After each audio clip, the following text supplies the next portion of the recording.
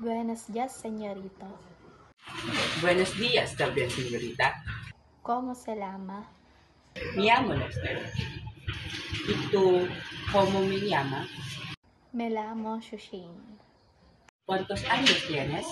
Tengo 20 años. ¿Y tú cuántos años tienes? Yo también tengo 20 años. ¿De dónde eres? Soy de Filipinas. ¿Y tú de dónde eres? Soy de Filipinas. ¿Dónde vives? Vivo en Olongapo. ¿Y tú dónde vives? Vivo en Orani. ¿Qué lengua hablas?